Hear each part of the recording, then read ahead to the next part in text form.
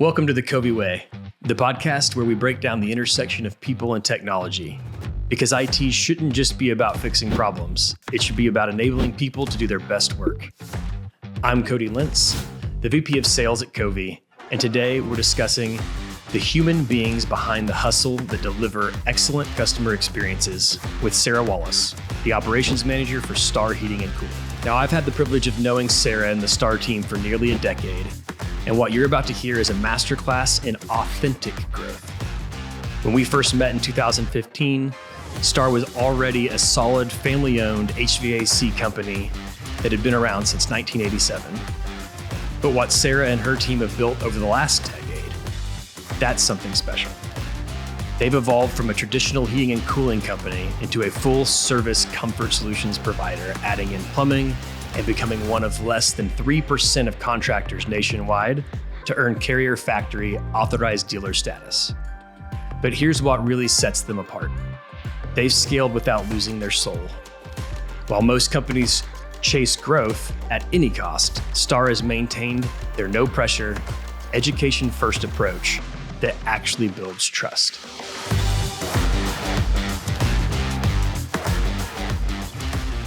All right, well, Sarah, thanks for coming today. I think this is your first time filming a podcast. It is. On a level of 1 to 7, how nervous are you?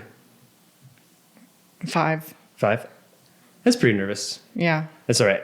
We will make sure to mess you up as often as possible so that you can blame it on us. Okay. All right. Awesome. I don't know how long you've worked for Star, but I know your dad started in the 80s, right? Yes. So tell me why Dad started the organization and then how you got involved. Okay. Well, my dad taught heating and air for 25 years at Ivy Tech, ITT. Oh, wow. Yeah.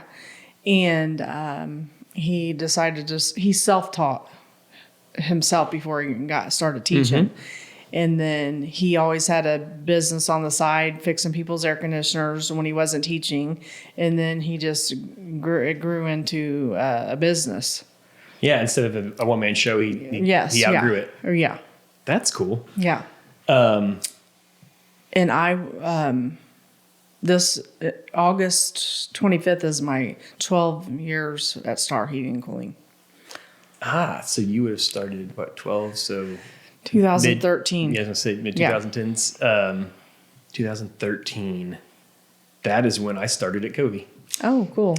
August or September, I think I came in on a 1099 contract. Okay. So cool. That's pretty neat. Yeah. We have a similar timeline. Yes. What was the first role you had? Paperwork girl. Oh, back office specialist. Yes. Yeah. He was struggling he was working, installing, doing all the things. And so he needed someone to do the paperwork. That is usually the first, non-technical hire is get my invoices out the door, get my quotes out the door because I need to go tinker. Yeah.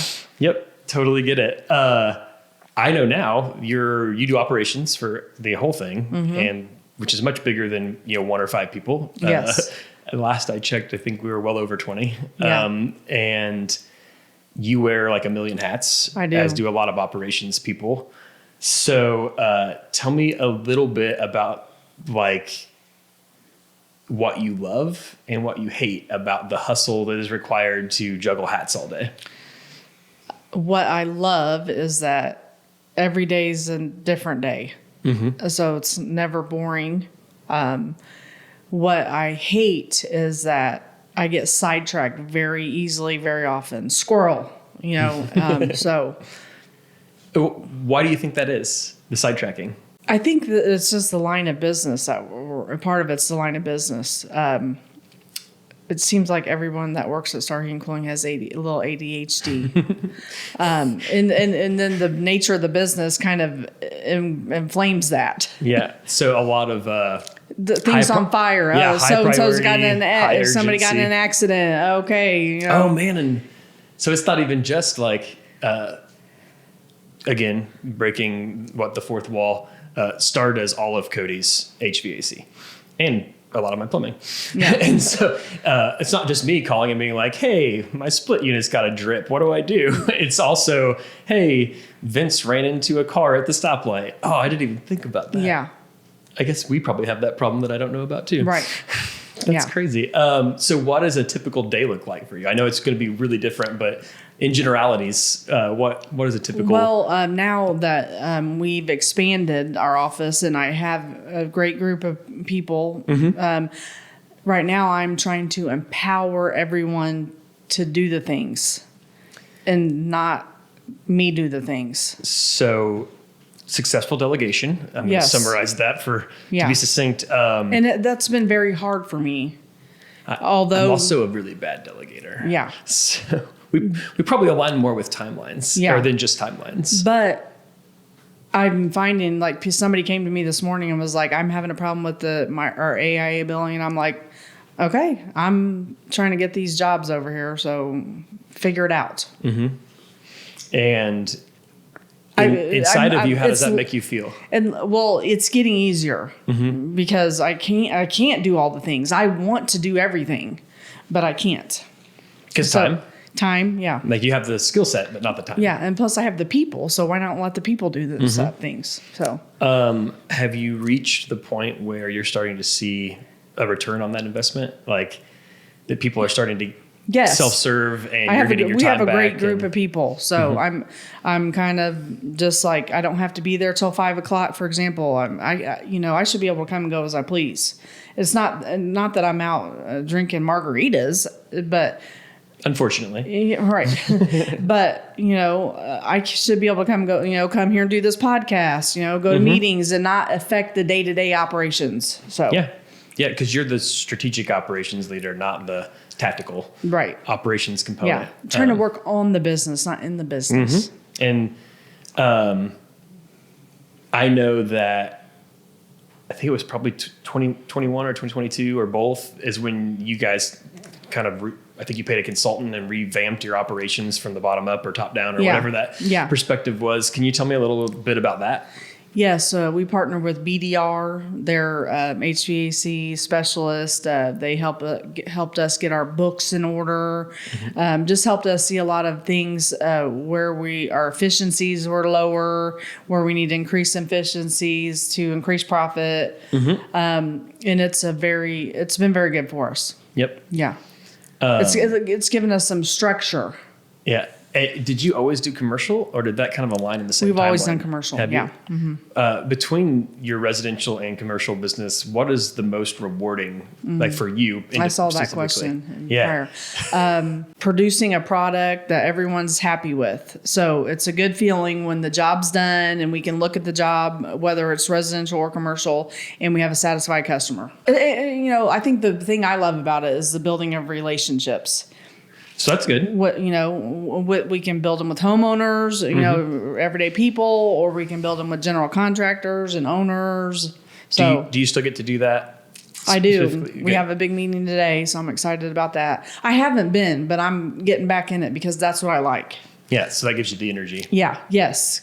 That's good. During that operations revamp or whatever we want to call it, recalibration, I think that COVI came in to help right on the tail end of that. Yeah.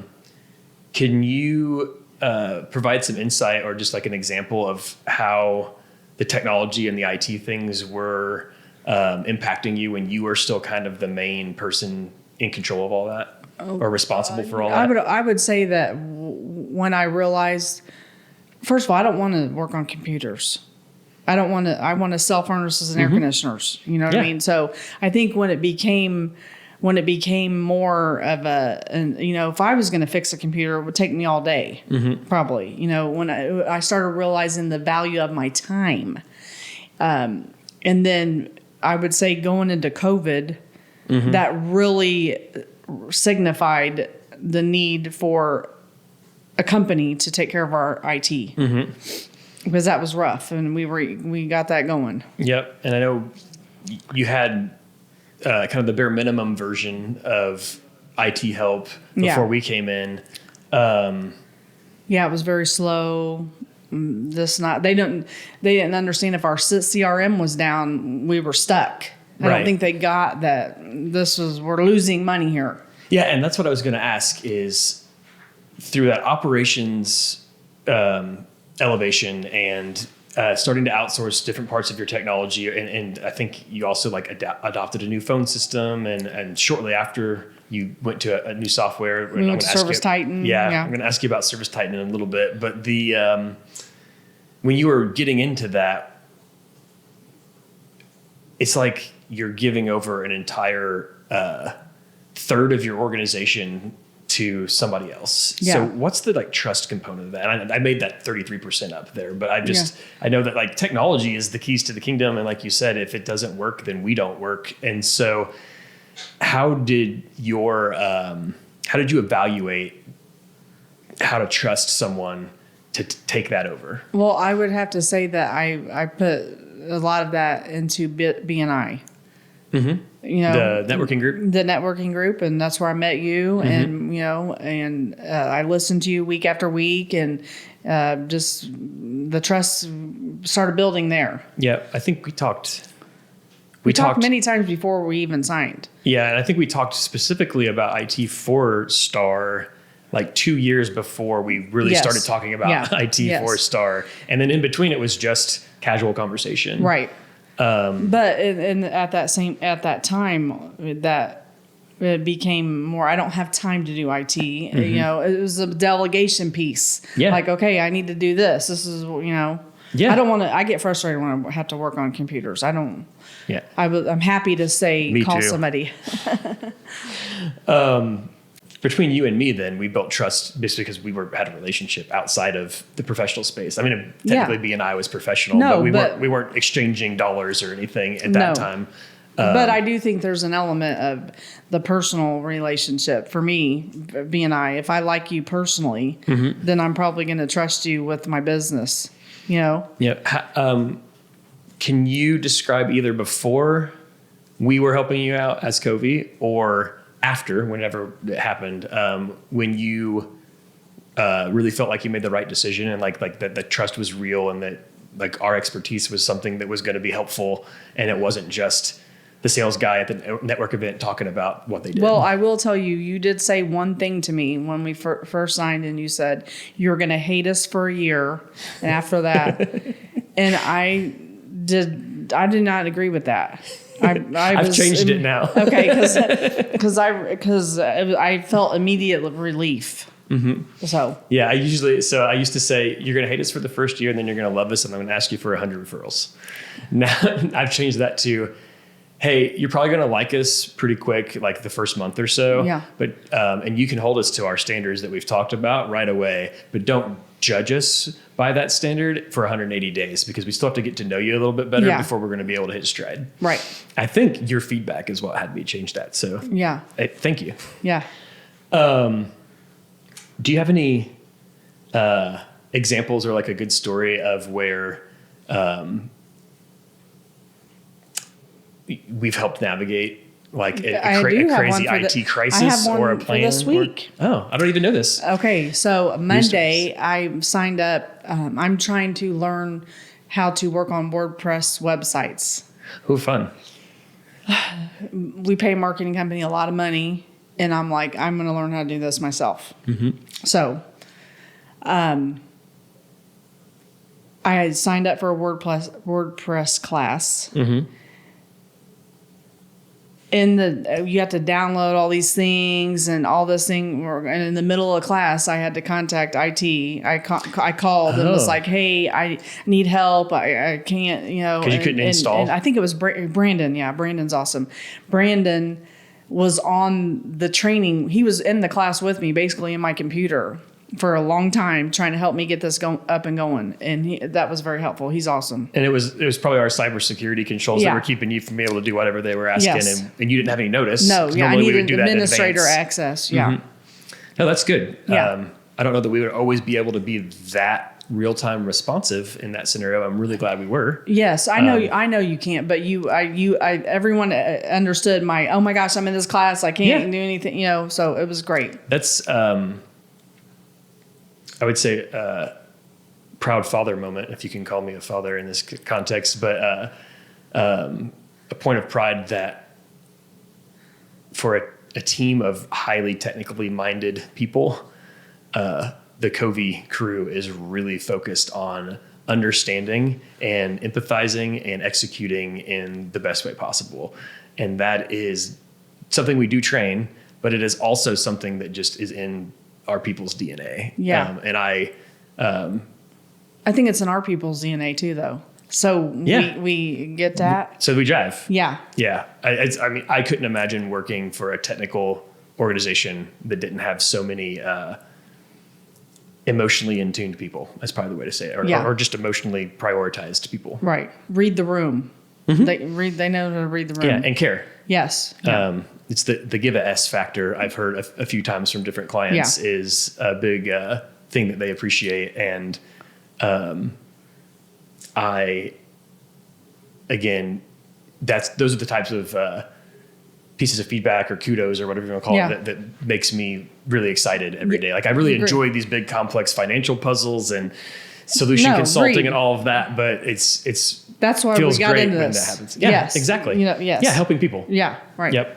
I know that it took us a couple of years because we had to unwind some crazy clunk that you inherited on your mobile devices. Mm-hmm. But after we got through that, can you tell me how technology impacts your field team? It doesn't have to be what COVI's doing. It's just in general how your team uses technology and how that impacts your client experience.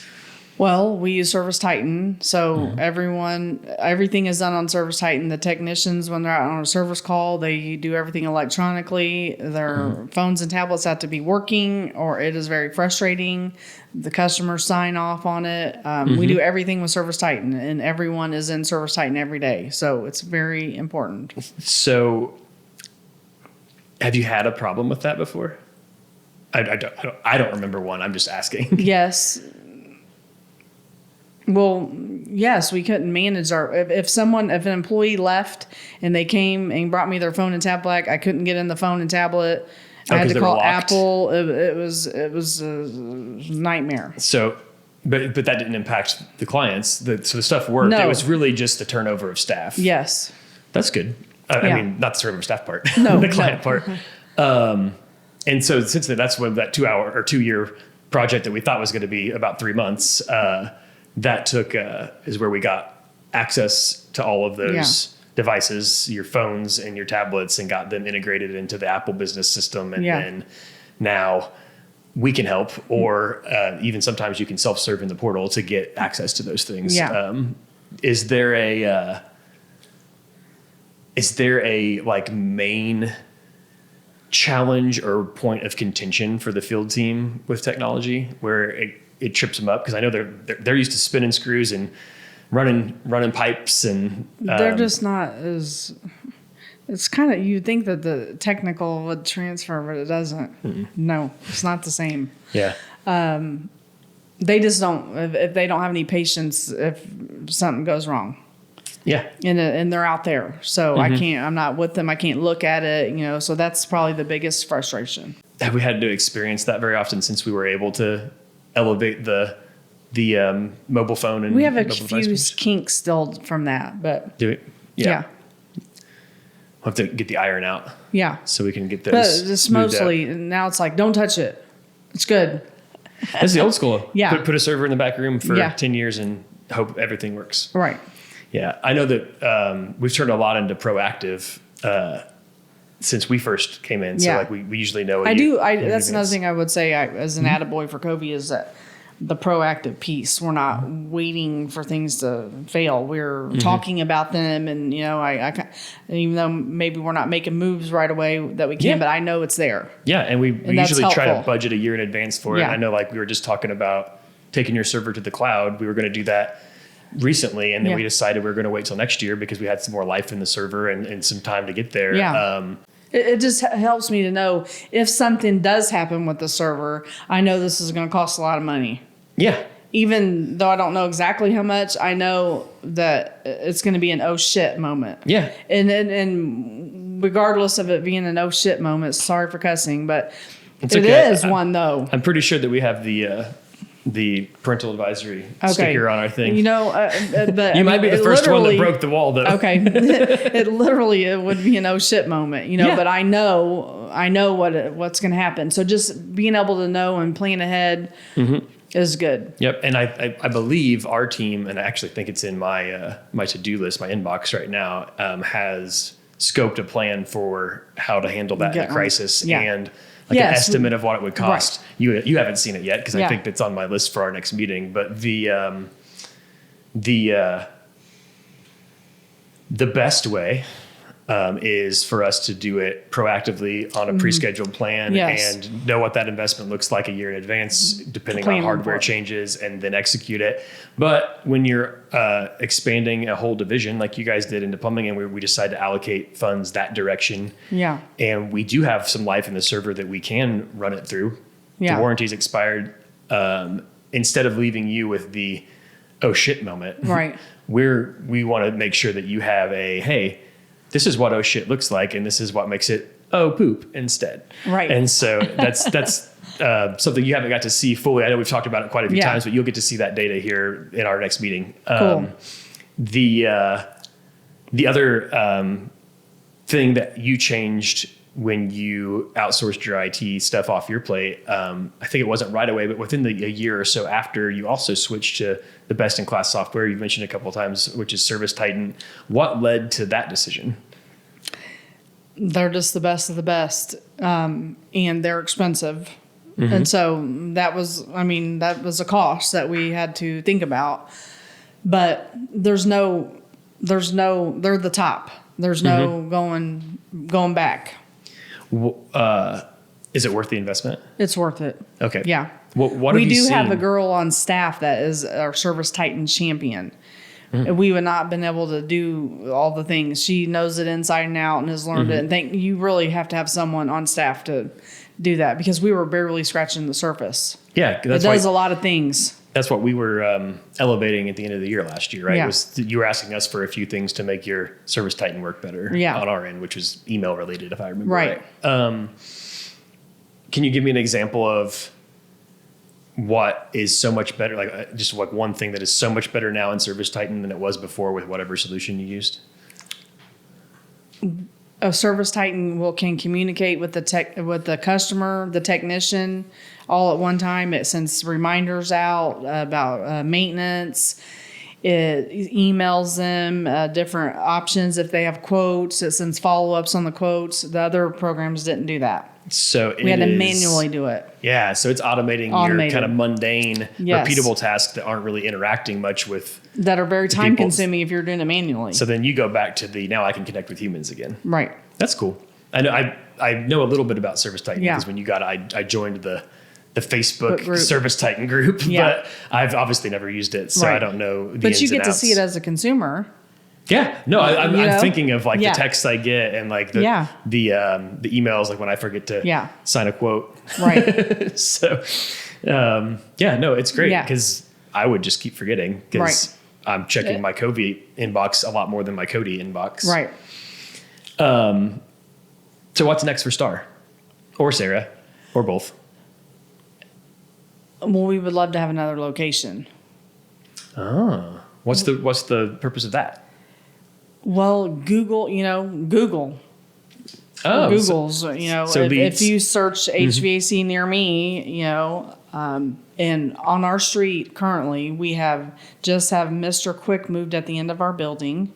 Oh, wow. We have Peterman has an office down the road, and we have Actionair. Everybody wants on Britton Park Road.